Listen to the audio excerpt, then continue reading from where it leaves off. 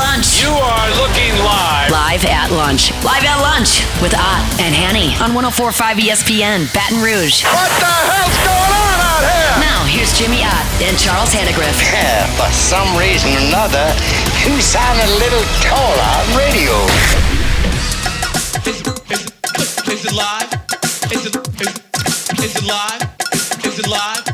From Walk-Ons in Bruley, just across the river here. Live lunch, 104.5 ESPN Baton Rouge. Charles Hannegriff, Jimmy Ott, Jordan Kinchin's back in the studio. Hope that you're having a good start to your week. Beautiful weather here in Bruley. We're on the outside here at Walk-Ons, the enclosed portion, where when the weather gets real good, we open up those garage doors and just enjoy the day. Come down, get a cold brew. You know, March Madness is upon us. We got Conference Championship Week all this week in the tournament. Great place to come and watch all of the games. There's literally nowhere in the building that you can sit where you can't see a TV. Get a cold beverage. And of course, they're very good with their seasonal brews here in addition to all of your favorites. So come on by Walk-Ons here in Bruley. Jimmy, good morning. It's good morning, Charlie. Time of the year to be here, Bo. Yes. I mean, you think championship week and it's expanded and it's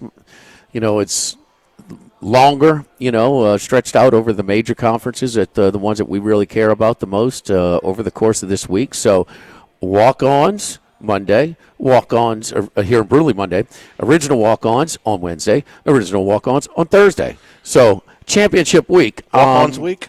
Yeah, Walk-Ons week. Well, yes. We had so the last Saturday of the regular season, we got a lot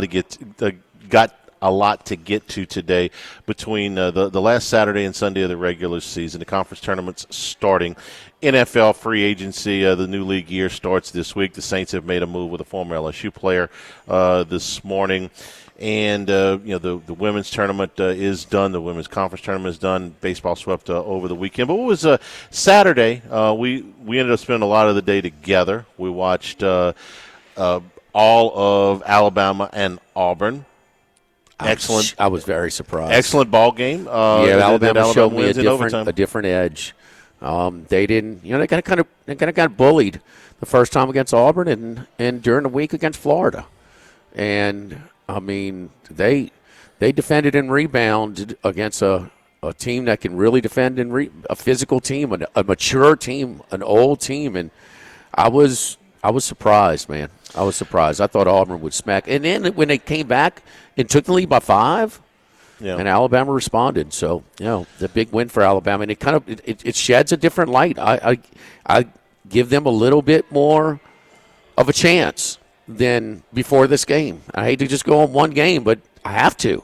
Huh? Yeah. You didn't expect that, huh? I didn't expect them to win there. I liked them a little bit more going into the tournament than you did, but no, I did not expect them to win on Saturday. Yeah. They also have something else that, the All-American teams came out this weekend, but the ability for a game to come down to one shot or one possession. And do you have a guy that you trust? Well, who did they put the ball in? They put the ball in Sears' hands. Right. He made what was not the easiest shot to win that game at the buzzer, at Auburn, in overtime. To have a guy like that, Wade Taylor at A&M is another one. A guy that and of course, guys like Flagg and Broom, we know that. Florida's got those guys. Yeah.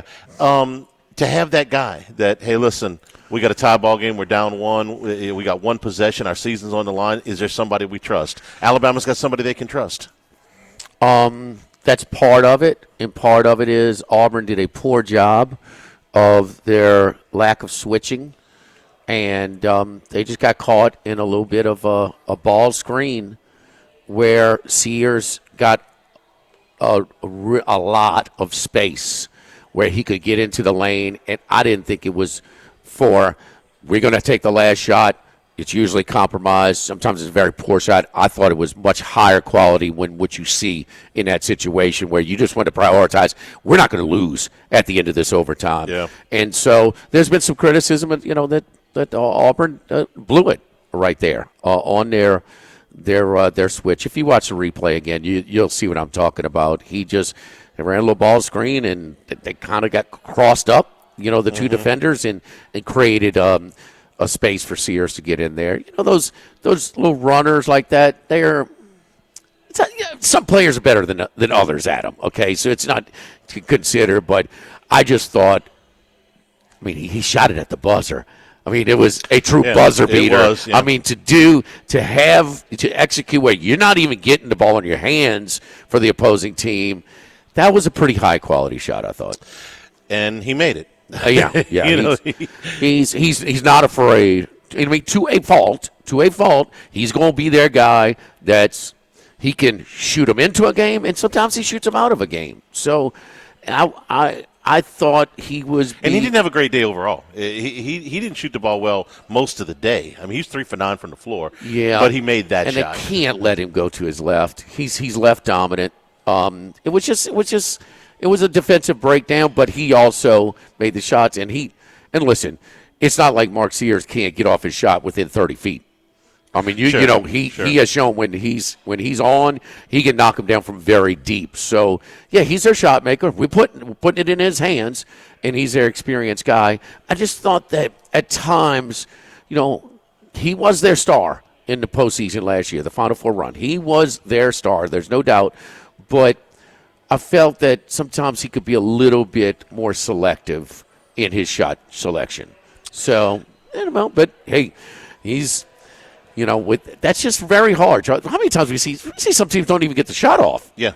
When they're trying to, they're going to make sure that we're not going to lose this, Auburn's regular season was so good that even with 2 straight losses to end the regular season, they are still by far the number one team in the country. Yeah. They finished the season against the number one schedule in the country, 23 games over 500. Yeah. 2/3 of those games were against Q1 competition, and they were 6-2 on the road against Q1 competition. So Auburn is still very, very secure in their spot, even though they've lost those 2 games. I took a little shade from the kids in Tuscaloosa. Did you? Yeah. You were giving it, in fairness, you were giving it pretty good most of the week. I heard some of those phone calls. Okay. And it's, someone like, because they asked me my opinion. I told them I like Auburn big. It's going to be ugly. And they were sure let me know, I got kids from Idaho. Maybe I should be doing that podcast. Time to pay the fiddler. That's all right. Yeah. Yes. But no, man, I got to look at Alabama a little bit differently, Charlie. I was kind of, they can make the run to the Final Four if they catch her right. And they caught a good path last year. Mm-hmm. You have to say. They caught a good path last year that maybe, you're capable of doing that. Auburn didn't take them lightly. You know that. They won't beat the brakes off them guys. And so I just, and that place would pop, and it was a great atmosphere. Huh? It was, absolutely. Duke beats North Carolina. They're number 1 seed. North Carolina's on the wrong side of the bubble right now. How about North Carolina up at half, and they still don't cover? Cooper Flagg in injury trouble. Went to the bench with 2 fouls. Went to the bench with 3 fouls. Yeah. Although Shire, he played him more than most. He wasn't that typical. No, we're going to rest for a little bit, but he didn't sit the whole first half with 2 fouls. Did he pick up his 3rd early in the second half? I want to say it was before the first TV timeout in the second half. Okay, yeah. And so pretty early. he was limited, and I got to tell you, the young Duke team. I was in game. It looked like there might be a share of the title for Louisville and Duke. Not the case. Houston did what Houston does, which is hammer out a hard-fought, I won't say ugly win because, they're all pretty. Houston, at Waco. That's a hard game to win. No. Baylor needed that game, yeah. Houston has lost 1 time since the beginning of December. You think about that. That's through the Big 12. 19-1 in any conference schedule is a haul. You got to win a lot of road games to go 19-1. They haven't lost in a long time. St. John's one of the better games of the day on Saturday. Yeah. They've lost 1 time since January 1st, going on the road to get an overtime win against Marquette. So both of those really hard-fought games. Those are good teams that are going to be really hard outs in the NCAA tournament. Houston and St. John's. Absolutely, and both can go through their scoring droughts.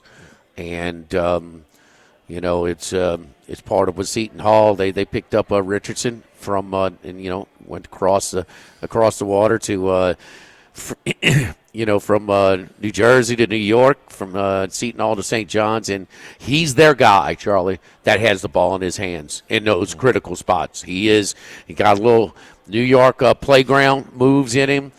Sometimes his shot can be a little inconsistent, but he can get his shot off at any time he wants, and he does share the ball as well. But he's got the ball in his. He's that guy for them, and I agree. I was about to mention St. John's as well, but St. John's at Marquette, tough game, and they still come out the winner. They hit a buzzer beater, put back, and in overtime. Yeah, I mean. Just and Baylor was really, really game. That was one of Baylor's better performances. I thought that Houston was in some real trouble there. They were able to. I think they won but didn't cover. Right? They won by 4. Okay. No, I don't think that was close. It was pretty close. It was close to the number. Pretty close. Tennessee and Florida both get wins at home, and Kentucky goes to Missouri and got a very nice win. How about the line movement on that? Yeah. From 3.5 to 6.5. So when I gave it out as part of my 5-pack on Friday at Rufino's, I went I said, I was 3.5. It was there, and it was 6.5 everywhere. and Kentucky was the public team. Yeah. It was one of those pros versus Joes, and that was. Boy, they're losing by about 7, about the first 8 minutes, and then they just go on a roll, and it was double digits the rest of the way for Kentucky. You walked in and you asked me what's going on with the game. I said Kentucky's playing some defense. They were getting steals in the back. No. So on the way to the Queen, I was listening to It was Missouri, Kentucky. It was one of the home teams. I couldn't even tell, but they went to their halftime break. I think it was Missouri, and they said, "Man." For two teams that score, and this is going to be supposed to be a shootout, there's a lot of defense being played today. So the team, the media that calls their games regularly knew that this was an out of character game for both teams.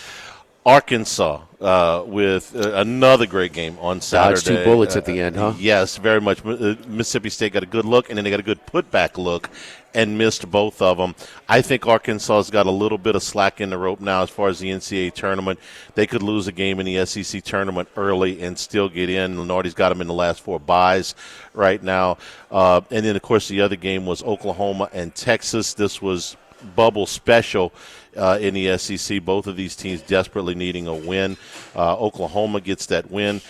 That coupled, both of these teams finished 6-12 in the SEC, but Oklahoma has the edge, not just because of the win on Saturday, but because of the 3 big non-conference wins that we've been talking about for the last several weeks. One over Michigan, one over Louisville, and one over. So they finished 6-12. 6-12 in the league, and right now Lenardi's got them as last 4 in. Yep. And Texas in the first 4 out, correct, along with North Carolina.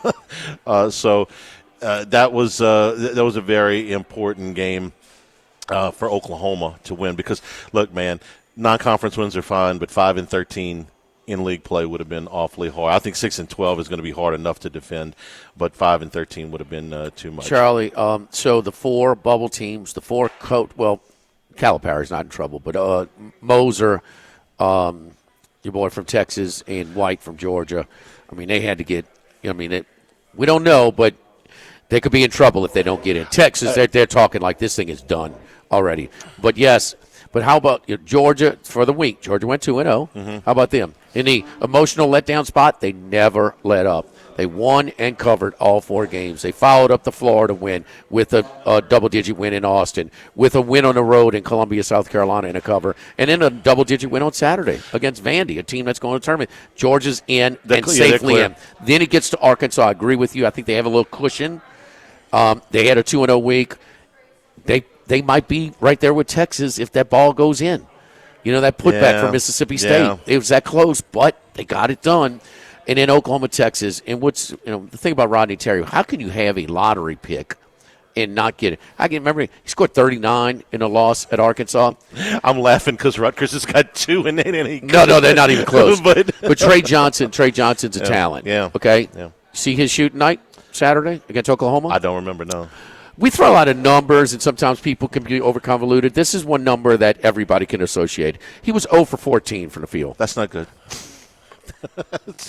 That's not good at all. So Oklahoma caught a break there, too. Yeah, they did. And it wasn't like 0 they for ran 14. This guy's unbelievable. He was 0 for 14. And it's not like they ran away with the game either. No, 76-72. Yeah. A&M beats Fun stuff, though, man. A&M beats LSU 66-52. LSU finishes the regular season 3-15 and 14-17 overall. Another one of those decent first halves, and then maybe the second half they buckle down, the stronger team, or LSU wears down. Your theories are open, but we've seen a similar path in these games. LSU's obviously an inferior roster when it comes to some of these matchups, but whether it's not taking LSU as seriously, but we've seen this script before. Decent first half and then pull away and not competitive in the second. Somebody asked me what their record was against the spread in the first half. I said I have no idea. They end up finishing 6-11-1 against the spread overall in the league. I don't know what their first half against the spread was. Probably a little bit better than that, huh? I would think. Maybe, so. Maybe as much as 500. I think it would probably be close to 500 first half. They get the smaller lineup has gotten demolished on the glass from most of the second half of the season. It was again they get out rebounded by 15, 2-1 on the offensive glass. So that's kind of where that is. Where we are is at Walk-Ons here in Bruley. Come on by for any of the games. Championship week during the NCAA tournament. If you're a draft beer connoisseur, man, this is utopia because about 4 dozen draft beers are on tap here. They rotate all of your traditional favorites, plus they rotate out the seasonal favorites here at Walk-Ons. So come by and get a cold brew and watch the games. Always, we know the menu here almost by heart. But this is the time where we got some new menu items. Adding some things, yeah. So kind of been trickling them out, and so we're excited about that. So I mean, burgers, po' boys, again, some of the walk-on specialties. I mean, that Cajun press is something that you like, Charlie. They even got the tuna bowl, and let's see, fresh eye tuna. So got a lot of things for a lot of different people. But yes, indeed, signature drinks or the glasses of wine. But anyway, it is Walk-Ons week for championship week for us. This is our first of 3 stops to the Walk-Ons here in Bruley today and over on Burbank Wednesday and Thursday for championship week. And this is the place because then they're going to raise up the garage doors, and so you have the best of both worlds, open air, and then also think, man, the audio system out here in the patio and all the TVs is a really good setup here at Walk-Ons in Bruley as well. Live at Walk-Ons in Bruley, live at lunch, 104.5 ESPN Baton Rouge.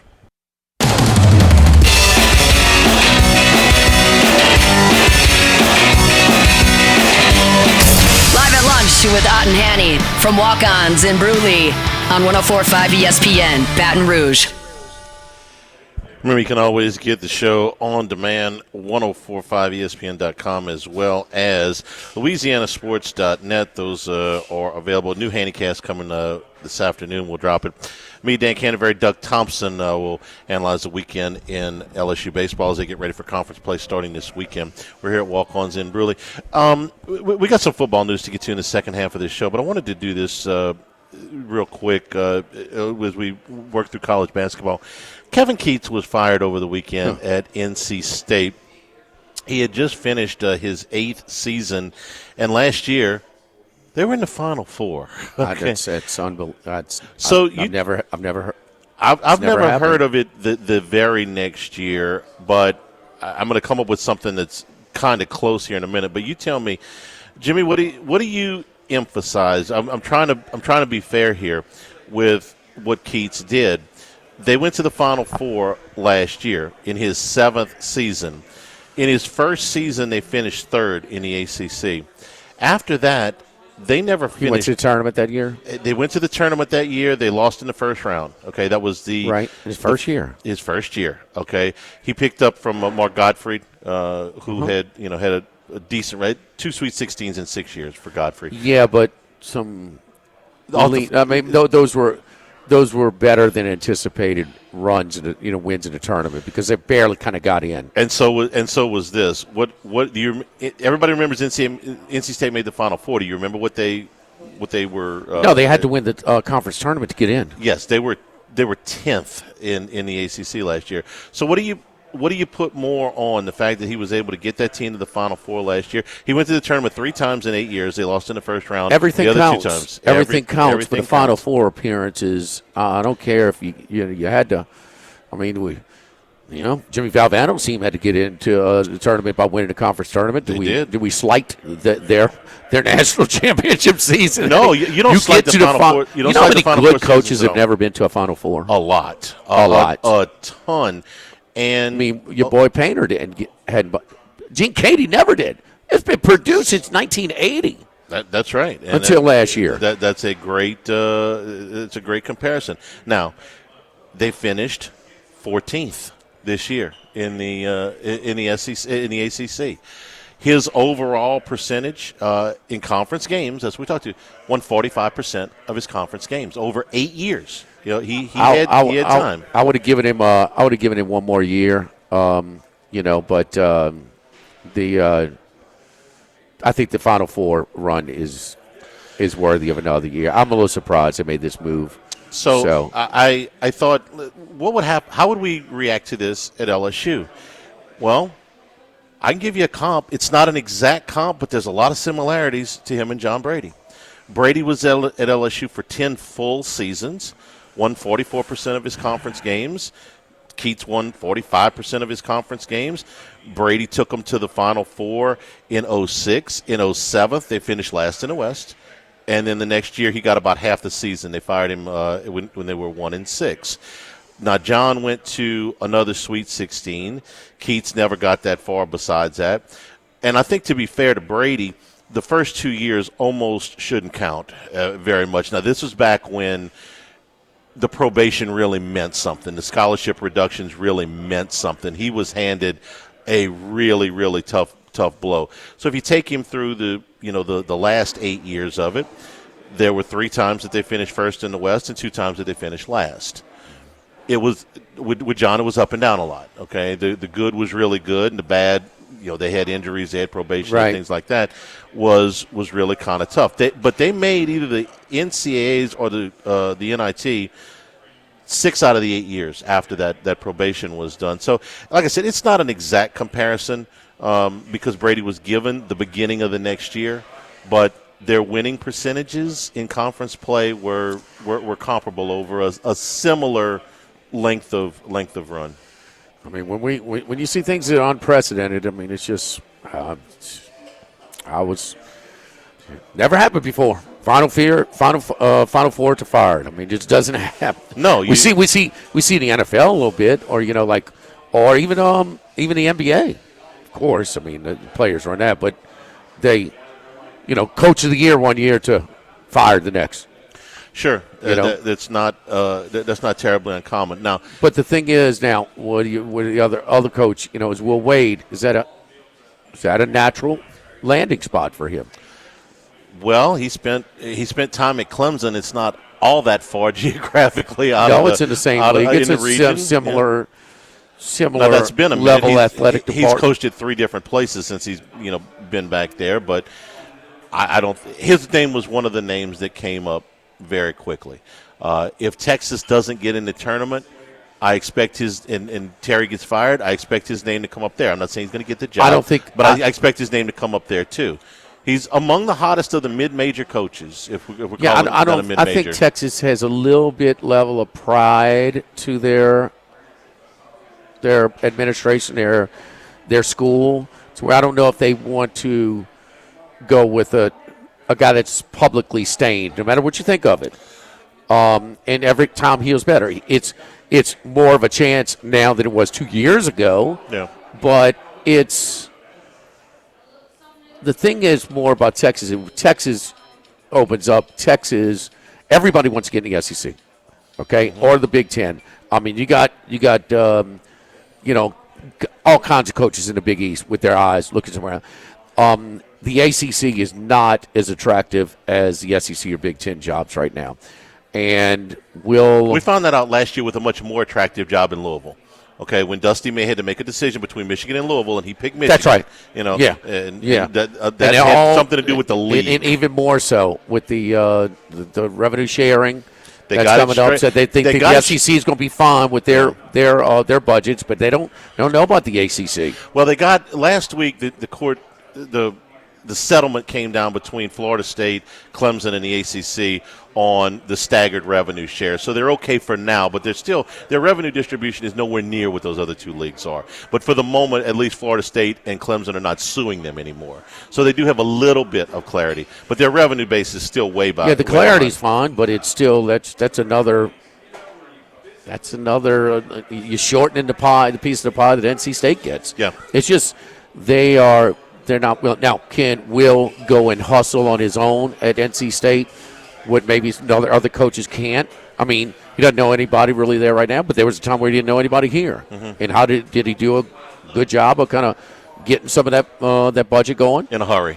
Yeah, in a hurry. Immediately. So, I mean, he's I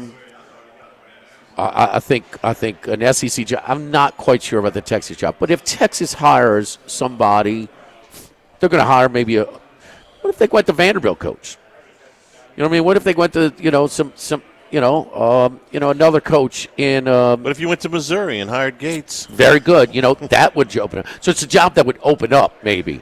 That will wait. If a Texas is there. But a lot. I talked to Paul Stone, Texas alum today, and he certainly monitors the beat writers for UT, and they think it's tough because they don't think even just with a win, they got to win like 2 to get in is what they feel. And they're ready to move on. Terry, if you remember, Beer got in trouble at the beginning. Yeah. He was suspended, never came back, so he was the interim coach. That interim year, they went to the Elite Eight. Yeah, that was what got him the job. So they had to give it to him, but they still didn't have similar Ogeron situation. A little bit. They really. That's fine. He had a great run. He built up some, but they really never wanted to go that route in the first place. But anyway, winnable games for them against Vanderbilt in the first round, and then they would play Texas A&M in the second round. Winnable games for Texas. Don't forget our friends over at Los Reyes Mexican Grill. I was over there this past weekend, Saturday. Hit the Queen on the way home. Hit Los Reyes. Had my fajita chicken tacos with the asada guacamole and fresh jalapenos and nice margarita, and watched the ball games and talked to Mr. Kyle and Scott and Nasser and the great staff they over have. Miss Blair, she's a little injured right now. She got a Mardi Gras injury, but she's back. Uh-oh. Oh yeah, yep. So, but just always float a good steps time. A steep, man, It's a cool, laid back atmosphere, but also attention to detail with the service. It's right across from Mike Anderson's, and then when you get hit with your bill, you don't get sticker shock at some places. Los Reyes Mexican Grill, fresh Tex-Mex, and all a great service in a really cool setting. We were over there last week on the open air edition with their patio seating on Lee, just off of Nicholson, across from Mike Anderson's. Live at Walk-Ons in Bruley, live at lunch, 104.5 ESPN Baton Rouge. Live at lunch.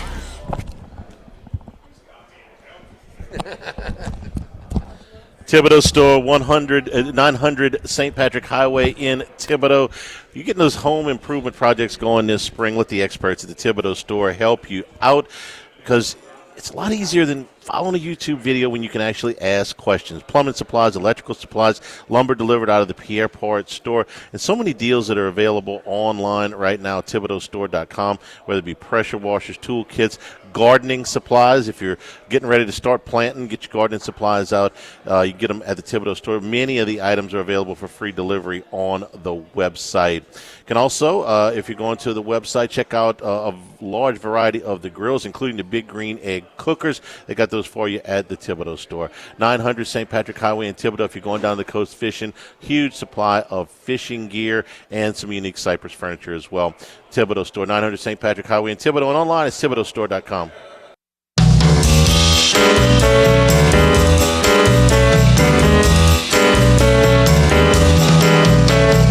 Jimmy, Charlie, and Troy. 3 best buddies sitting around talking sports bets. Let's welcome in Troy Macker from Bet Rivers. Troy Macker joins us right now to recap the gambling weekend. And Troy, first of all, how was the handle for the fight? We thought it might be a pretty big handle for such a tight line for the main event.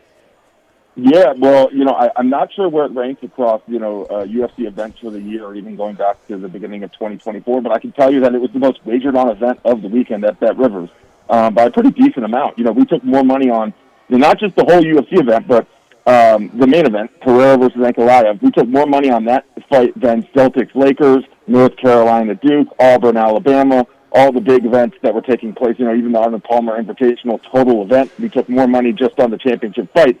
To a point that we discussed Friday, because it was such short lines on both sides, would that, get the public in it. And I think really in the hours leading up to the fight, that's when a lot of the casual gamblers got in. And when you see a price on, the pound-for-pound best fighter on the planet, Alex Pereira, at only minus 125, it's pretty tantalizing also. There you go. What about the college basketball, man? They had some good games over the course of the weekend and some impactful games. I mean, and then you had like Duke, North Carolina, Alabama, Auburn, Missouri, Kentucky, St. John's, Marquette, and some others. Where was the most of the action when you have such a full card? But anything that stuck out? Yeah, well, you wouldn't be surprised to learn that Duke, North Carolina was our most wagered on game. We took the most tickets on any college game on that one. And there was a slight win for the sports book there. Auburn, Alabama was actually a slight win for the public, and I think that's because a lot of people like myself were on Alabama to cover on the road. It was, a pretty large number considering, Alabama was one of the 5 best teams in the country. I believe it was, 8.5, maybe 7.5. I would have, handicapped it around 5.5. But that shot obviously by Mark Steers, that would turn the tide. Because it probably would have been a big win for the sports book, if it had not fallen. Just because we took a lot of money on Auburn money line, it was part of a lot of parlays. And then it was still the big conference stuff. Even though there were some impactful conference tournament games. The Sunday game between Michigan State and Michigan ranks in the top 15 most wagered on games. Same with Kansas, Arizona. I will say I was a little bit surprised Michigan wasn't higher up. It was a standalone Sunday game. Obviously the little brother rivalry. Michigan State is playing as well as anyone in the country. Michigan's obviously ranked. It's in our wheelhouse in terms of region. So, I would have figured that would have cracked top 10 most wagered on events of the weekend, but it was just outside at number 13. Yeah, that's it. Yeah, it got an 11 a.m. start Central Time, but it was the only game, high-profile game at that time. Nebraska and Iowa came on at Fox, and they half an hour earlier, but that's not really going to challenge it. And damn it, Troy, I mean, Michigan State, how many and now have they covered in a row? This was no contest early. I mean, they smashed Michigan. Michigan got it down to 11 a few times, in the second They never got half. it after the second TV timeout. They never got it back in single digits. Yeah. The rest of the day. Yeah, it was a comfortable cover for the hot, and I mean, they got to just be betting Michigan State blind the last 4 or 5 games, huh? Yeah. You needed to, and I can't tell you to continue to do that because everything changes. And this is a conference tournament week for the power conferences. It's very tricky. Because, I throw most of the trends out the window, and I'm big at tracking trends, following trends to figure out where the edges are. And you can't really do that now because it's all neutral site games. Some teams have motivation, issues, whether or not they need to unload the clip in the conference tournament if they're already in, especially there's some teams that, have injuries or don't go deep. So are they going to try to exhaust themselves for a conference tournament championship when they're safely in? So this is a tricky week we're about to embark on just because a lot of the things we've learned over the last month or 2 months go out the window. Troy, how many teams I was wrong on the Auburn. I liked Auburn minus the points. I thought they would go house them pretty good. Alabama, to that point, really hadn't shown me enough grit, toughness, certainly emphasis on the defensive side of the court. To compete on the road in this spot. They not only competed, they were the better team. They deserved to win in this game, even though it came down to a buzzer beater. Very surprised, even when Auburn came back, took the lead by 5, that Alabama immediately responded. You got them as one of your teams that you think can win it, and how many do you have that you think can actually rip off 6 wins in a row and win a tournament?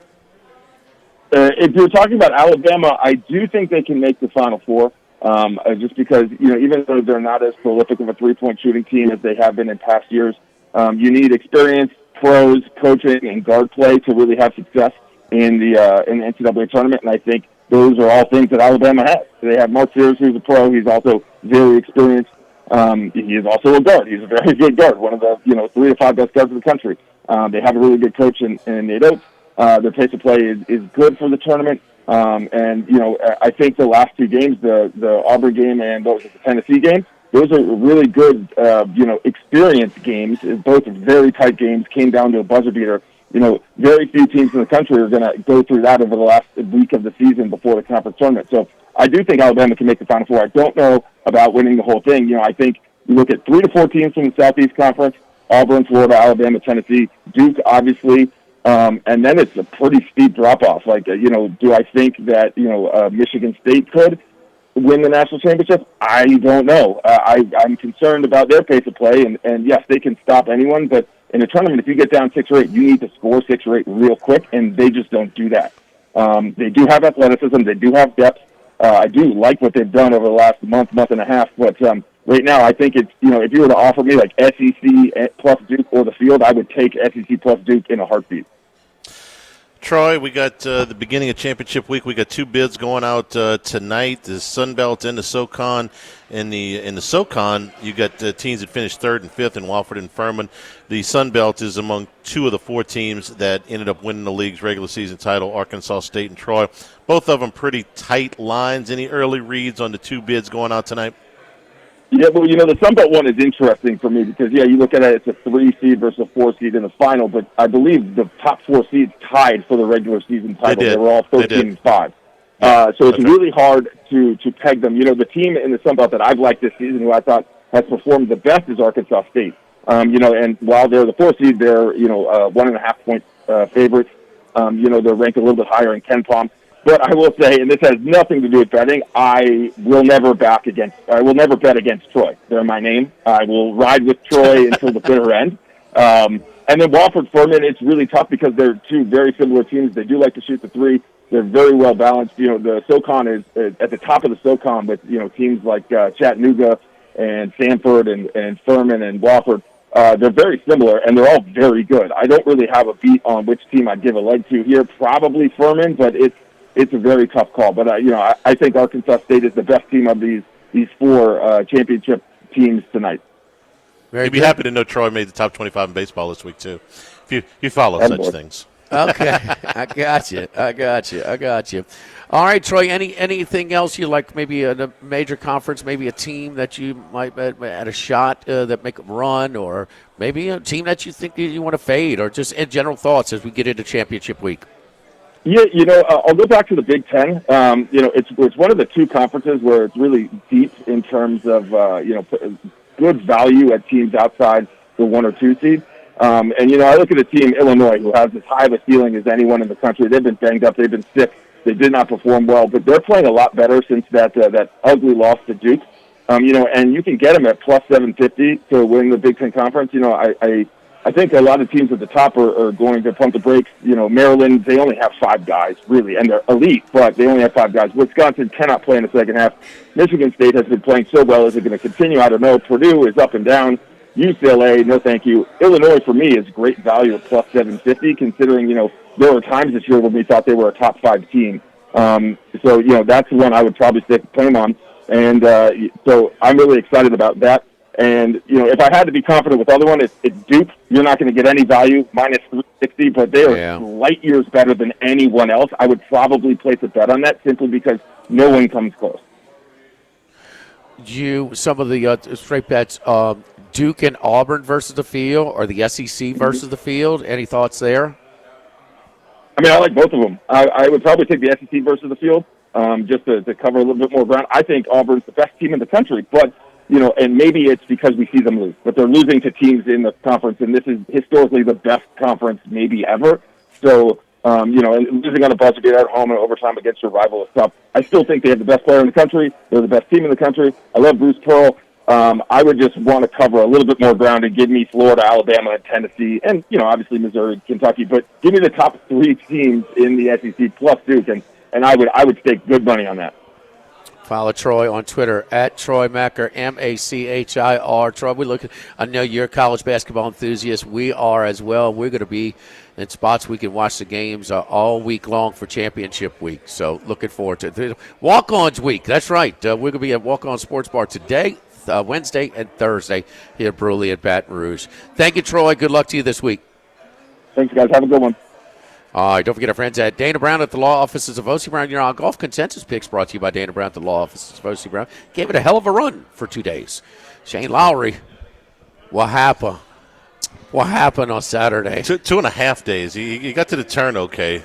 After that back nine was rough. Oh, yes, indeed. But anyway, don't forget our buddy Dana Brown at the law offices of O.C. Brown. Your law firm for a lifetime, 343-1111 and ocbrown.com. Both Charlie and I have used Dana's team of specialized attorneys at different stages of our lives for different reasons, and never hesitate to recommend them to friends and acquaintances around and get in similar situations. Never a charge for that initial consultation. We'll let you know if you are entitled to more, your rights have been infringed upon, or you really don't have a case. Whatever, give you a fair shake and let you know with our trained attorneys. Dana Brown at the law offices of O.C. Brown, 343-1111 at ocbrown.com. Live at Walk-Ons in Bruley, live at lunch, 104.5 ESPN Baton Rouge. Sammy's Grill on Highland Road since 1988, a hometown favorite for tailgating and watching LSU games in a casual atmosphere with the friendliest service. Right now, we're boiling crawfish 7 days a week, Monday through Friday. First batch comes out at 5 p.m., weekends at noon. Sammy serves a wide mix of authentic Louisiana food prepared to order with the best ingredients available. Fresh Louisiana seafood, Cajun favorites, burgers, and po' boys, all built from scratch. Our kids' menu and popular appetizers are sure to please the pickiest of eaters. Sammy's Grill on Highland Road, near Starring since 1988.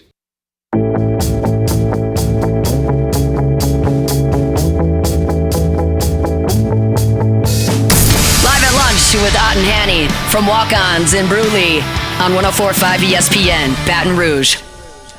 Come on by here at Walk-Ons in Bruley. Great place to watch the games over the next several weeks. You get them here at Walk-Ons, and a huge selection of draft beer, including our seasonal favorites here at Walk-Ons. All right, so we know what didn't happen with Shane Lowry. Max,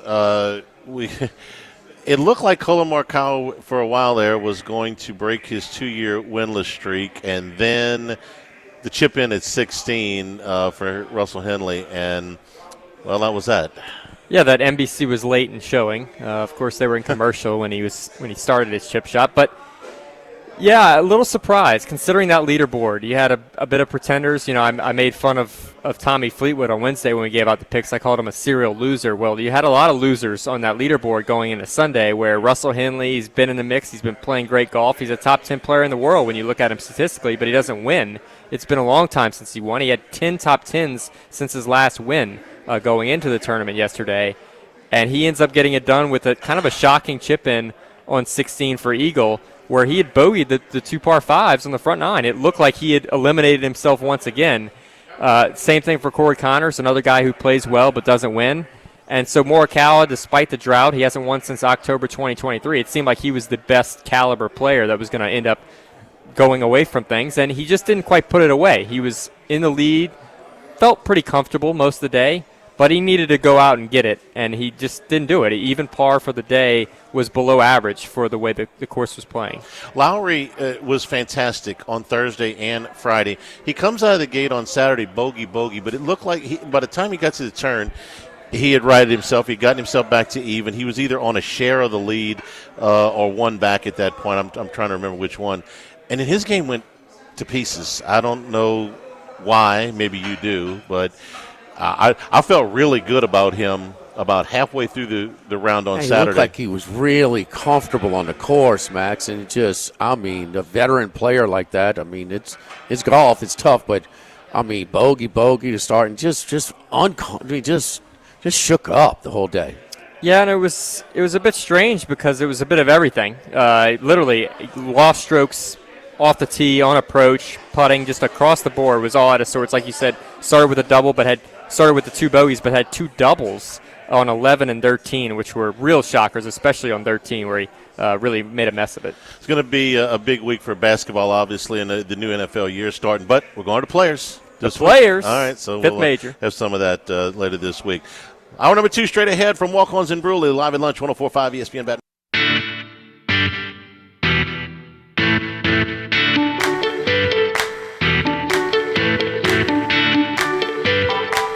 Live at lunch with Ott and Hanny from Walk-Ons in Bruley on 104.5 ESPN Baton Rouge.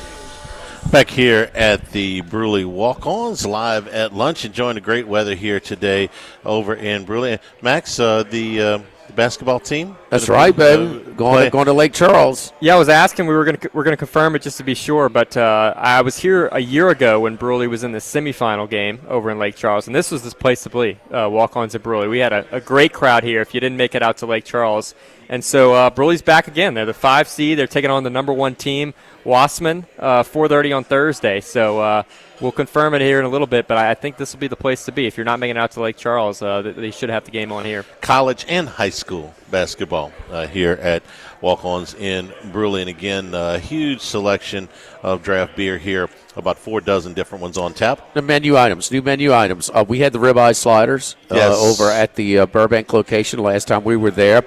Pepper Jack boudin balls. They've got those over here and available now at all Walk-Ons locations. The Cajun seasoned pork, rice, and pepper jack cheese. The warm turkey melt, sliced turkey, melted Havarti, sriracha aioli, lettuce, tomato, and a wheat bun. The Havarti turkey burger.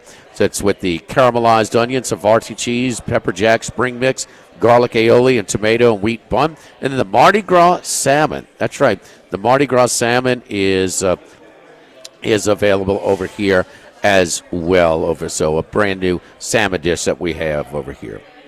Good stuff. Exciting. Good stuff. Yep. The NFL new league year starts on Thursday, so teams making a flurry of moves, trades, cuts, signings, restructures of contracts, try to get themselves cap compliant, ready to head into the free agency season. The Saints over the weekend, as expected, restructured Derek Carr's deal. Same song, second verse. They just moved a lot of the money into future years to clear them up some cap space this year. I'm not going to bore you with the numbers. We've been through all of this before many times. It's going to mean that Carr's going to carry a cap hit next year, somewhere around $69 million, so they're going to have to restructure it again. And you know the whole deal. The new news is that the Saints made a trade this morning for defensive tackle Davin Godchaux, who, of course, was at LSU and prepped right down the road here at Plaquemine High. Had a terrific career at LSU and has been a very good pro. He's been a starter for the last 4 years for the New England Patriots. So there's a few things here. First of all, Godchaux has primarily been a nose tackle in the NFL. He's been a very good run-stopping nose tackle. He's not much of a pass rusher, but he has been a very, very good defensive nose tackle against the run. This indicates, obviously, the Saints are going to be playing a lot more odd fronts, which is something that Kellen Moore talked about when he hired Brandon Staley, so that's not a big surprise either. The draft compensation that the Saints sent is minimal. The 2026 seventh-round pick is, that's almost whatever. It's almost kind of a throw-in on a deal. The Patriots, who are in a complete rebuild, did this to shed some salary. The seventh-round pick is whatever. Godchaux is due $5 million in salary, which the Saints are going to have to restructure that contract because that's what they do. In a vacuum, is this a good pick? Is this a good trade? Absolutely. Is Davin Godchaux going to be better than any seventh round pick you're going to get? Absolutely. I mean, there's no question here. This makes the Saints a better team in 2025. But does it ignore the bigger picture, which is Godchaux's 30, okay? He's got a $5 million deal that you're going to have to kick into future years. This is one of those moves, if you can make it, your contending team, absolutely. You go get a guy that can help you. For the Saints, I don't know how much this moves the needle, but it does tell you that they're going in the direction of the odd fronts next year. Yeah, a lot of things going on this past weekend, huh? Oh, it was a huge weekend. Probably Myles Garrett, huh? Myles Garrett, who said, "I'm not playing for Cleveland anymore. Goodbye, Cleveland." To, "I want to meet with the owner, Jimmy Haslam." Haslam said, "No, I'm not meeting with you." To the richest deal for a non-quarterback in NFL history. Also, the trade of DK Metcalf from Seattle to Pittsburgh was one of the biggest deals of the weekend. Not necessarily. What you think of that? The Steelers have been looking for a receiver for better than a year. They tried to trade for Brandon Ayuk last year. They tried to trade for Devontae Adams in year. They have been looking for a number one receiver for a while, and they finally this guy's a number one receiver, and they immediately signed him to a 5-year contract extension. So this feels for Pittsburgh something that they've been trying to fill for a long time. This takes some of the heat off of Pickens, and if Pickens acts up, they can trade him in the offseason, and they got a number one. They got a number one guy. They're tired of being too that reliable on Pickens. Yes, he's probably got this year to get his act together, or they're going to move on from him and say we got a number one receiver. What Pittsburgh doesn't have is a quarterback. So they got to decide that by the end of the week. And here are their choices. Jimmy, you're going to love this. They can go back with Russell Wilson, Aaron Rodgers, or Justin Fields. Yes. Who'd you take?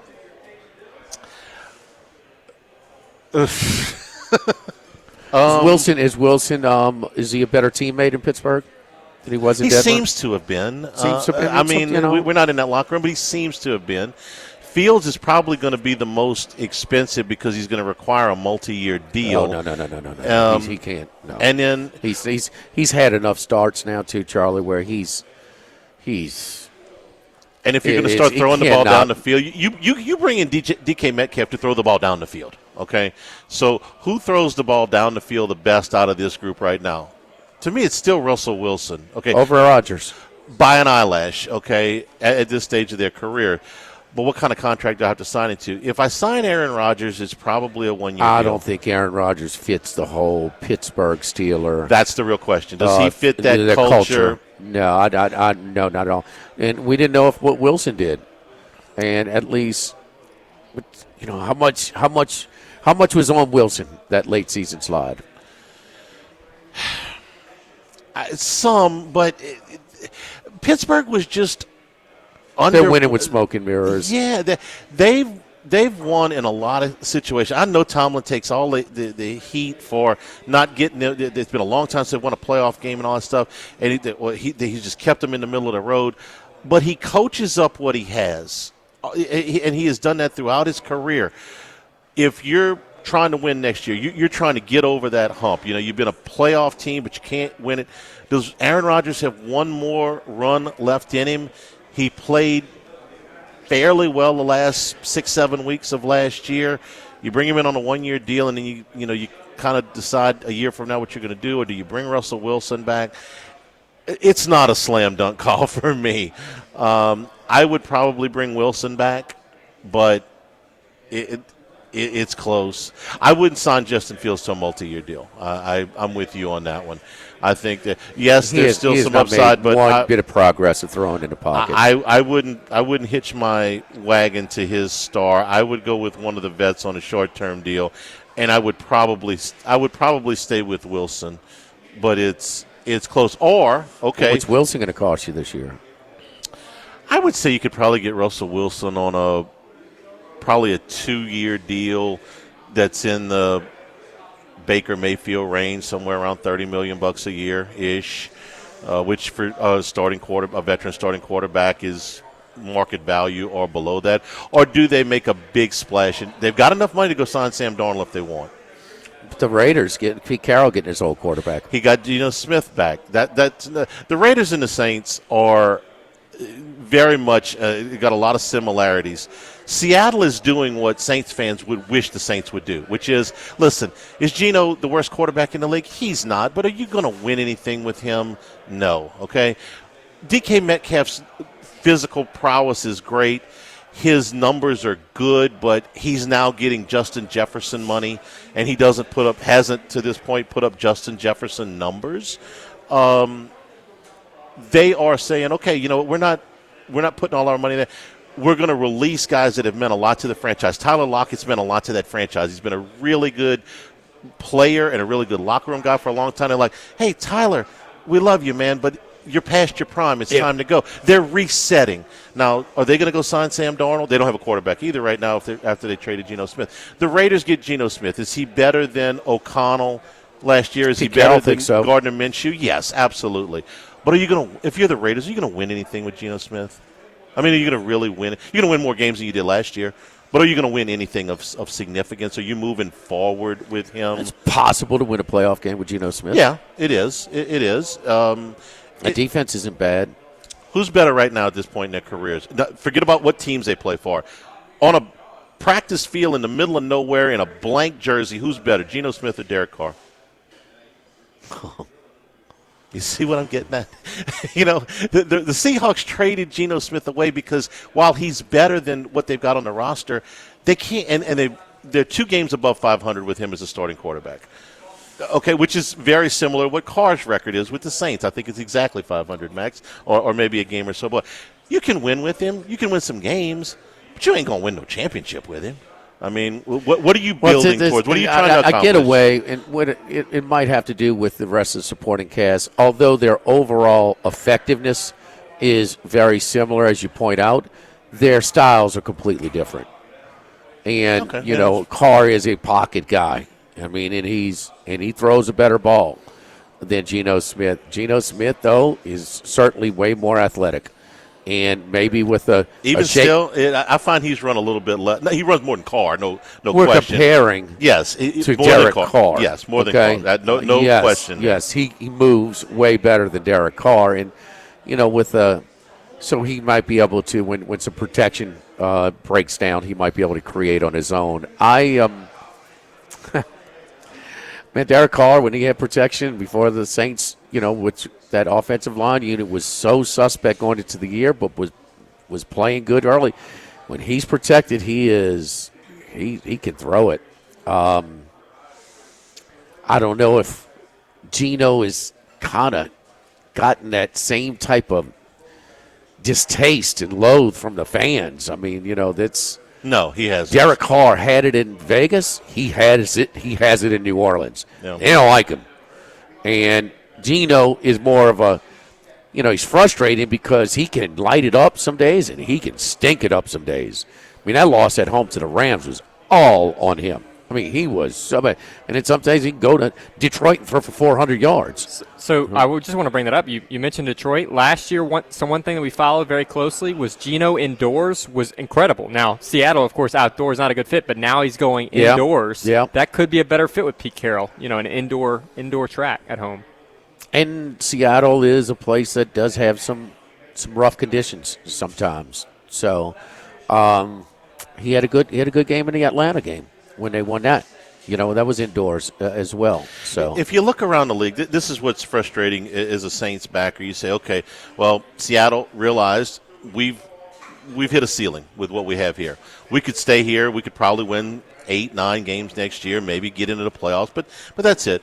We're going to try something different. I don't know what that something different is. I think Las Vegas is at a point where they just want to be 9-8 and for a while. And you got a 73-year-old coach who's not, in this for 10 years. I want to win now. Was Geno Smith better under Carroll than the new coach there? The numbers suggest that there wasn't a ton of difference. His QBR is a little bit down, but not a lot in this past year. So I don't know there was a big difference. Well, he should be getting better with experience, not going backwards. Yeah. The supporting cast is saying he's 34 years old now. I think you've seen probably the best of Geno Smith. I don't expect him to get a lot better. Geno Smith had better weapons there than Russell Wilson. Yes. They upgraded. Wilson was kind of by himself when he was still at the end. From the point that Marshawn Lynch retired, then he had when he had Marshawn Lynch, they had a running game. Of course. So after he retired, I'm with you. We're on the same page. This is the other frustrating thing. over the weekend, Josh Allen took a new deal. 6 years, $330 million. We get numb to these astronomical sums of money. The thing was, Allen left money on the table. He left money. Did he? He'll be making $5 million less a year than Dak Prescott. Oh, gosh. Okay, so his per season average is behind Dak Prescott. He wants to win. He wants to win, okay? This is similar to what Tom Brady used to do. Drew Brees at the very end did in New Orleans. Allen is taking less than market value, okay?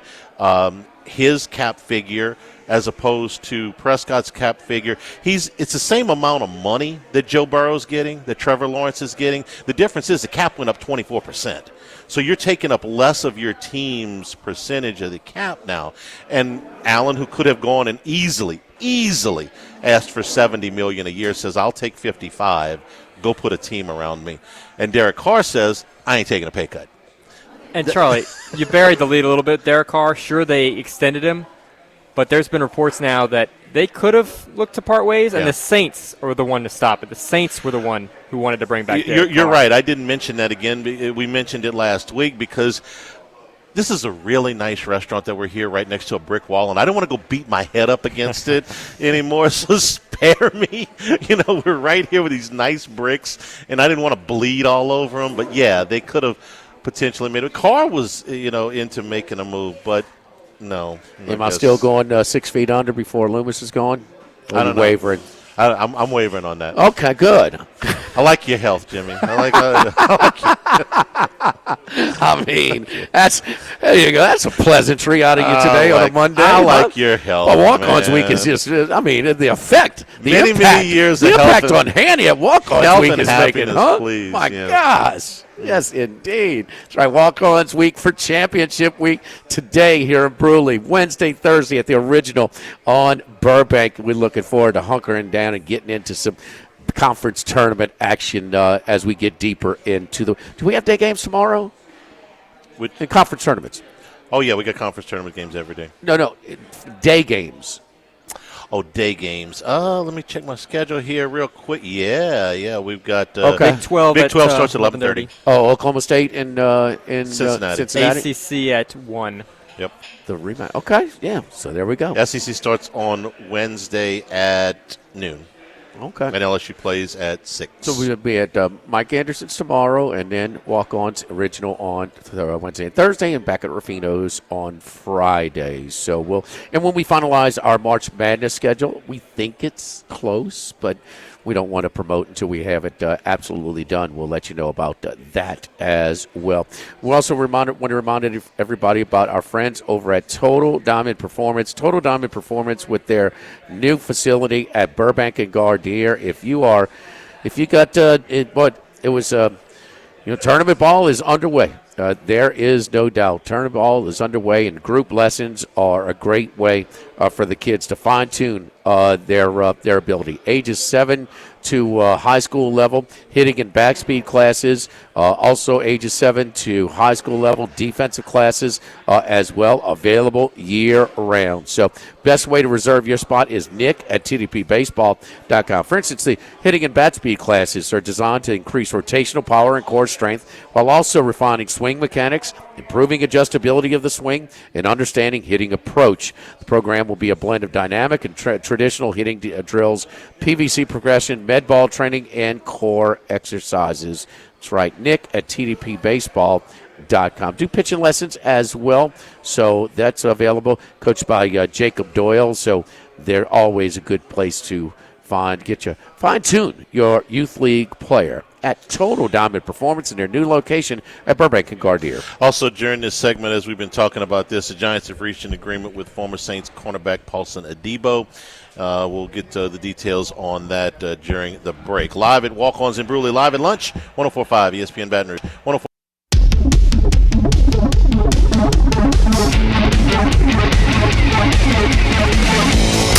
Live at lunch with Ott and Hanny from Walk-Ons in Bruley on 104.5 ESPN Baton Rouge.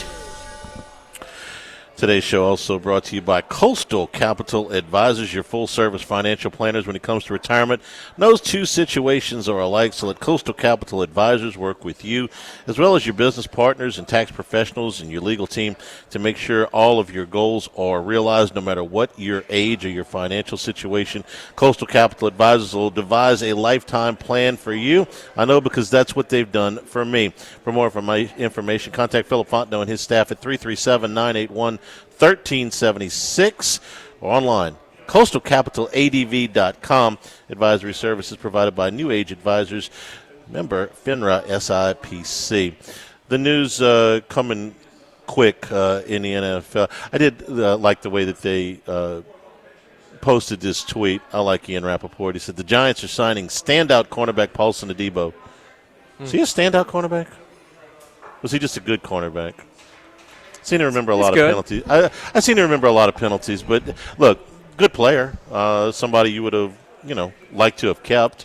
I don't know about who's writing the headline here. No, that's a tweet. That's an ex post. Ian Rappaport, who I like, is very, very solid with his information. I don't know that standout is exactly the word I would. Hey, you know what was going on Saturday when I was sitting down there to watch before all of the games had started. There was an NFL Network screen, before all the live games started, and they were replaying. They were doing spotlight games of potential free agents, and they were showing the Saints game against the Vikings, the Minneapolis Miracle. I saw that, and so because they were highlighting Stephon Diggs.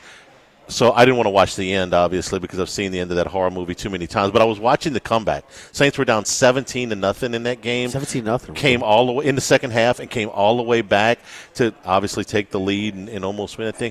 And I was watching it, and I was like, I won't say I was getting into it, but I was interested. I'm like, I remember watching this game. I remember being on the edge of my seat. I remember, grinding, come on, Saints! They got a chance here. They win this game, and they go to Philadelphia next week. They could win that game. They could make the Super Bowl. Absolutely. I was living and dying with that game, just trying to get it to the end when they got. It's been a long time since I cared about a Saints game like that. It's been a long time. Yeah. And I just watching that brought the memories back. I used to really, really care about this thing. But that was before the Nola. That was the year before the Nola no call. Yeah. And I cared obviously all through 19, and I cared through 20. And I was curious at the beginning of the Jameis Winston era. I was like, okay, maybe Sean Payton can fix this guy. Yeah. Maybe there's a reclamation project. But it's been several years. My just kind of giving up on the Saints, until they make that's recent. Yeah, I mean, heck, I was completely wrong, man. I thought they had a chance 2 weeks in. I really did. We all did, and the win in Dallas seemed significant at the time. And it just, but there's, it just there's just not many front office people that can have this type of track record. They keep scoring this. Everybody knows who's in 7th, 8th, 12th, 32nd in salary cap. Yeah. There's a scoreboard in this. It's not opinion. Is this a good deal? Yeah. Is this a good move by the Steelers? I don't know. Well, you got opinions. That's a scoreboard. Right. And everybody knows it. And you can't be in that type of shape and be hamstrung year in and year out and survive it. And it has, and we know about, maybe we're a little closer to the Saints, but they've fallen into that Dallas Cowboys, the old Washington Redskins, the Cardinals, the Bengals, the Raiders, the Carolina Panthers, fallen into those just poorly run, poor ownership that just makes it so much harder for your team. And they show, I know I had a little moment of, what do you want to call it, weakness or optimism or whatever, after the season when they're going to hire a new coach, maybe a fresh set of eyes. I wrote a column when they were going through the coaching search. Maybe Mike McCarthy. I know he's not the most exciting candidate, but maybe Mickey would listen to him. No, he would have it. The chances would be better than Kellen Moore. And I certainly understand that Kellen Moore doesn't want to come out of the gate 3-14, but it would be what's best for the franchise. Instead, Loomis has doubled down again. You got a contract restructure on Carr, which is going to tie you to a very mediocre quarterback for even longer. You're not admitting your mistake here. You're going to say, hey, listen. And they'll probably win 6-7 games next year against that schedule if Carr can stay upright. You make a move today for Davin Godchall, who's a very nice player, local guy, and even if he wasn't, he's still a good player. But it just pushes another, however many of the $5 million that they're going to push into the future caps on a 30-year-old defensive lineman. I'm not saying it's not going to make them better right now, but, what's the deal? We're seeing these deals come pretty quick now. Milton Williams, one of the heroes of the Super Bowl for the Eagles, has signed with the Panthers. The Buccaneers have re-signed Chris Godwin, 3 years, $66 million. So that horrific injury that he had in that primetime game against the Ravens, he is back. So a lot of news in the NFL. In the division, as teams have got until Thursday to get themselves straight. But I'm just trying to see if I've missed anything else here, because some of this stuff is the Paulson Adebo deal is 3 years, $30 million. Standout corner Carlton Davis, 3 years, $60 million with the Patriots. So maybe he's more of a standout. Twice as much of a standout. I would say so, twice yes. as much money. Where's a Debo rank? Maybe Pro Football Focus grades for cornerbacks. I don't know right off the top of my head. Maybe Max can find that for us. What do your eyeballs tell you? Is he a $10 million? I think he's better than average. Okay, then if he's better than average, he's worth $10 million a year. A better than average cornerback is worth $10 million a year. Did the Saints let Paulson Adebo go because they don't feel like he's worth the money, or did the Saints let Paulson Adebo go because they don't have the money? I would suggest it's the latter. That if they had any kind of cap room at all, they would have kept Paulson Adebo, penalties and all. I know he was one of the more heavily penalized corners in the league, but 2024, 97th of 223. That's above average. It's better than, you're better than half. $10 million a year for an above average cornerback is a reasonable, especially for a 3-year deal. I mean, this isn't a 5-year deal. Tough position to play, man. It's a very tough position to play. Don't you think that that's a deal that the Saints would have made had they been cap compliant? Anywhere in the vicinity of cap compliant. I know they drafted Kool-Aid McKinstry, who's going to step in now, play along on the other side of Alontae Taylor. So they've got two. I think McKinstry's a starting cornerback in the league. That's okay. But this guy walked out the door probably more so because you couldn't pay him than you didn't like him. That's just me. And I don't think he's, he ain't a top 20 guy, he ain't a top 50 guy. But he's probably a top, 75 guy, top 100 guy. I feel like in the last few weeks of the season it was kind of discussed this would probably be his last year with New Orleans. So I don't know if they really were in love. He at one point he was leading the league in PIs, and then he got hurt, and I don't think he finished the season there. But at one point he was way up there. Again, I'll ask you. If they had $10 million to spend, would you keep him? I'm looking at some cornerback rankings before the season. Of course, Sauce Gardner was before. Derek Stingley going into last year was 27th. He made All-Pro. Yeah. Him and Surtain. I mean, they had the best year this year. Why would they be any? I mean, those have got to be the top two respected cornerbacks moving forward, huh? Like this, if this same list comes out, they are before the top two. They are the top two cornerbacks in the league. Yes. Where do you put Gardner now after a kind of a? Just on his season last year, I'd put him outside the top 10. Really? Wow. Last season. No.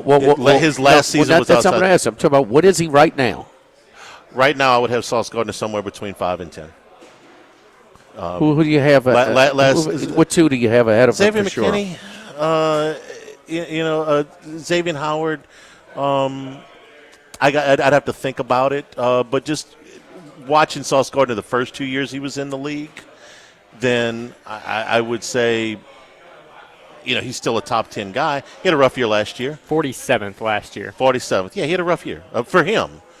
And a rough year for him is still, pretty good. Last year was his second or third year? I thought last year was his third year. He's on the same third year. Yeah, he's on the same. Considered the top cornerback after 2 years. He was, and last year was Last year was a little bit tired rough. of Rodgers' crap too. It wasn't the most fun to be. He's got to. Hey, Liddy, they're going to all blame him now, boy. I mean, yes. We'll see if Aaron Rodgers ends up in Pittsburgh, okay, and he wrecks the culture there. Then I would say hey, Aaron, it's you. Yes, Right? yes.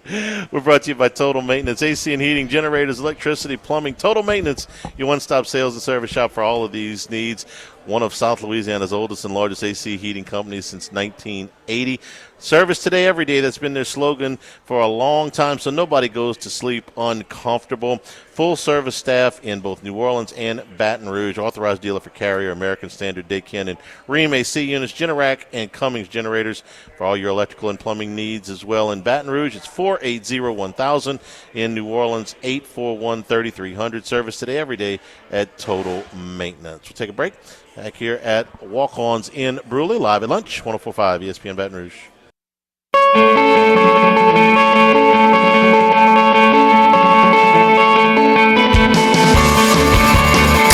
Live at lunch with Ott and Hanny from Walk-Ons in Bruley on 104.5 ESPN Baton Rouge. Back here at Walk-Ons in Bruley, live at lunch. We're brought to you in part by Louisiana Health and Injury Centers, helping you deal with pain. Dr. Michael Goff and his staff done a great job for our family over the years. So if it's neck pain, if it's back pain, things that are impeding your range of motion, or maybe you're not getting a great night's sleep because of some of these things, let them do for you what they've done for us, which is target those problem areas, get you into a program that works, and get you to feeling better. Airline Highway, Plank Road, Jefferson Highway near Drusilla. Dr. Michael Goff, Louisiana Health and Injury Centers. LSU baseball takes 3 over North Alabama over the weekend. Some of the highlights of the weekend. Friday night was kind of a bombs away deal, 6 home runs for LSU in the game, but the bigger story for me was Cade Anderson. 6 innings, and he got up to 92 pitches. Through the first 3 weeks, you had seen Anderson kind of tire a little bit and maybe get hit a little bit. Some of the command evaporated as you got into the 5th and the 6th inning. That wasn't the case this week. 11 strikeouts, no walks. The velocity was still there in the 6th. So he finished it off. North Alabama was run ruled in this game, so they only played 7. Maverick Rizzi came in and got the final 3 outs of the game. 6 home runs for LSU. Like I said, it was kind of a bombs away effort. The second game was the most competitive of the series. LSU won that one 6-2. Anthony Ianson, for the second straight week, came out and got hit in the first inning. And for the second straight week, he righted himself and finished the game strong. Now, last week against Nebraska, it took him 3 innings to get right, and they had fallen behind 5-0 in that game. But the LSU bats came back. They ended up winning the game, and Ianson really settled down. Here it was a lot quicker. After a rough first, he was almost untouchable the rest of the way. 15 strikeouts, the most for an LSU pitcher in 2 seasons. Max, you and I were talking about, why is he not thought of more highly? Because everybody's kind of Anderson's the Friday night guy and Shores is the 6'8" guy. Ianson getting off the bus doesn't scare you, but that slider is for real. And the fastball's not anything that will overwhelm you. It's he almost works off of the slider more. Yep. And the fastball is a kind of a gotcha pitch for him. It's good, but it's not upper level. It's about a 91, 92 mile an hour fastball. But when you can work off that slider the way he does, it becomes a more effective pitch. 15 strikeouts, you're missing a lot of bats. And here's what I like best about Ianson. Through 25 innings this season, he's walked 5 guys. That's a really good number. So if you're gonna hit him, you're gonna have to hit him. He's not gonna give it to you. And his opponent batting average is 186. I know he's given up some runs, but he's settled in the games. I thought he really saved the weekend last weekend with a short bullpen, in Frisco, settled in, managed to get deeper into that game, and so he's pitched more than anybody else on this in this lineup. And Ianson's been big for them, absolutely. And I guess the question would be: would you rather Ianson, who maybe starts the game cold, or Anderson, who you worry about a little bit more as the game goes on? He kind of hits a wall. I'm going to leave Anderson where he's at. I think as the weather warms up and as he continues to build his pitch counts, that it was a strong 92 Friday night. The other thing about Saturday's game, Zach Cowan, continues his terrific march through the preseason, pre-conference season. Cowan was Wofford's ace last year. This is where he eats, okay? He dominated teams like North Alabama and the Sam Houstons and things like that. My question is going to be, what is his role once they get to conference play? And I suspect it'll be what it's been so far, which is long relief. He's been excellent. The strikeout totals are high. The walk totals are low. He is eating up innings. He works fast. He's a workhorse a little bit for them. He and Schmidt have been the long guys out of that bullpen. They've both been really good. So the questions start next week. Cowan has done it against non-SEC competition for a long time. Like I said, he was Wofford's Friday night guy last year. Schmidt, first-round talent, decided to come to college. He has been very good. What's his What's his first outing against SEC competition look like? How did those two guys make the adjustment? But I like what I've seen so far out of both of those guys. No doubt. And then the lineup, Charlie. I mean, the lineup. You've got good questions to answer. You got a lot of players who could get in this lineup from what we saw this weekend. I mean, John Pearson it's a absolute bomb. I know that was a Friday game with a lot of home runs, but Hernandez hit one far as well. It was bombs away on Friday for sure. And you can rotate a lot of guys in right now. You got 25 home runs, I think, through 17 games. That's a good number. Sunday, LSU got out to a 4-0 lead. They won this thing going away at 11-5, and it was kind of bullpen by committee to finish up after LSU built a big lead. The concerning thing, Chase Shores went 5 innings. He threw 94 pitches. But he gave up 9 hits and 2 walks. That's way more base runners than you want to see against a team like North Alabama. And he only struck out 4. And he's not missing enough bats. That's my concern right now. The velocity's still there, in the mid to high 90s. I mean, 98, 97. But the pitches, some of them seem flat. And right now he's getting hit. He's 4 games back from Tommy John surgery, missed all of last year. So I'm hanging in there with him, but frankly, I had hoped he would be missing. There would be more swing and miss stuff at this point for him. Opponent's batting 286. Yeah, that's not a good number. That's too high given the teams that they have played. And maybe that's fine. Teams at 286 against you in SEC play, I can live with that number. Against these groups, I mean, he's been pitching again in the Sunday games. Maybe that's okay for a Sunday starter normally, but we expected more out of Shores. It's okay for a Sunday starter in SEC play. Those are numbers I would hope they would be better at this point. LSU played pretty good defense throughout the weekend. They only made 2 errors. The defense has been very strong throughout the season. And Derek Curio, I mean, I know it's not a big surprise that he has been an excellent player for them. But man, that on-base percentage, that is a sick number up at 588. Excuse me. Jones slugging 841. New glasses. I thought it was 586. 588. So all of those numbers are good. LSU's got one more non-conference game before SEC play starts against Missouri. This weekend they play Xavier, who's actually not terrible. A decent Tuesday night game at the box tomorrow. So that's where we're at as far as LSU baseball over the weekend. Full podcast with Dan Canterbury and Doug Thompson. We'll be posting that later this afternoon on YouTube on the Handycast. So you're a bit of a historian. I was not even a year old when Skip Bertman won his last one. Does this team remind you of any of those title teams? Hate to put you on the spot there, but if in terms of the way they're built. Not yet. This team has the potential to be better defensively than a lot of those teams. That's one of the things that's stood out to me. I'm not sold on Anderson as better than any of those aces yet. I do like some of the bullpen guys. It's a good team. I'm not ready to go there yet. Okay. I'm not ready to go there yet. New menu items over here at Walk-Ons. It's Walk-Ons week for our championship weekend conference tournament action. We'll be here at Bruley today on Burbank on Wednesday and Thursday. New menu items like the Mardi Gras salmon, hot honey glazed grilled salmon topped with mango salsa and served with broccoli as well. The Pepper Jack Boudin balls. Pepper Jack Boudin balls, Cajun seasoned pork, rice and pepper jack cheese. The warm turkey melt. That's what I'm getting today. Sliced turkey, the melted Havarti, sriracha aioli, lettuce, tomato on a wheat bun. Also got the Havarti turkey burger. That is caramelized onions, Havarti cheese, pepper jelly, spring mix, garlic aioli, tomato, and a wheat bun. And as we talked about, also the Mardi Gras sandwich. So a handful of brand new menu items available at Walk-Ons here in Bruley and all Walk-Ons locations around. Live at the Bruley Walk-Ons, live at lunch, 104.5 ESPN Baton Rouge.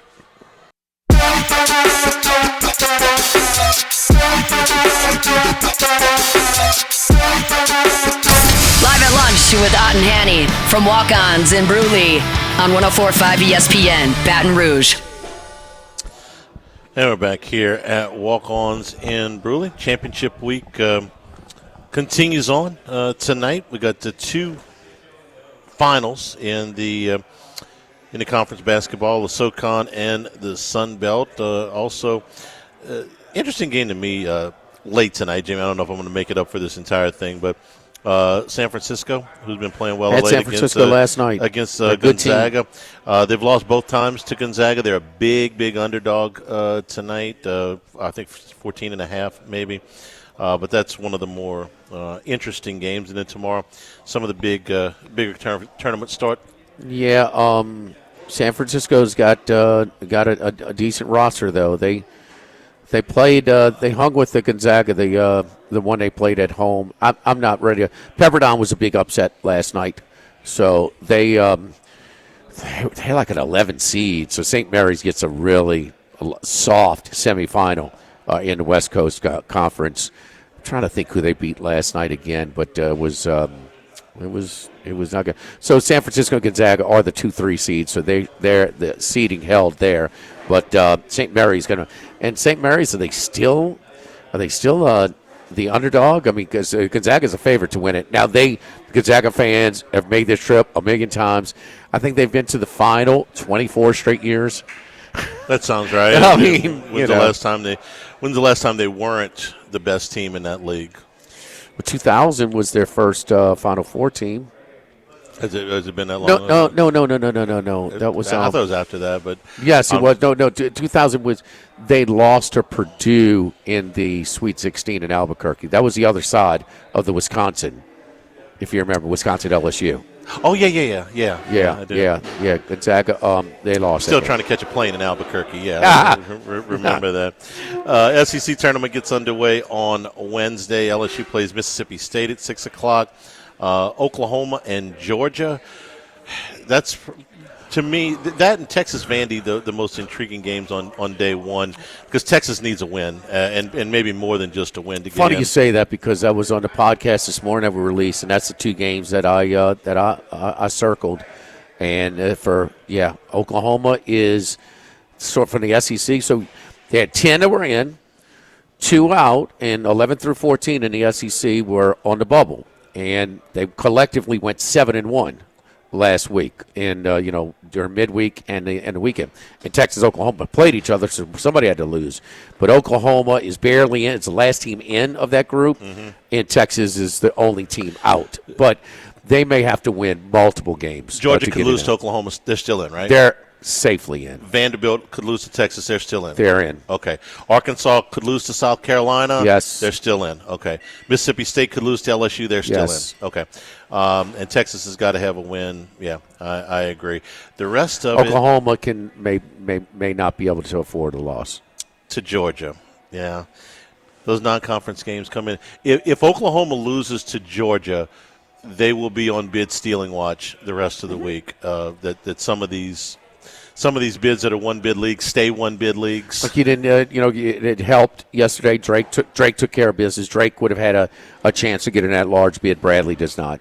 Got to love the Drake. Or do you hate the Drake? Sorry. Thanks to the folks here at Walk-Ons in Bruley. Again, championship week, including Bruley High School basketball. As they go to the semifinal. Tomorrow we're at Mike Anderson's. We're joined back in the studio from Max and Jimmy. I'm Charles Hanniger saying thank you and good afternoon. Stay tuned for Hunt Palmer, 104.5 ESPN Baton Rouge.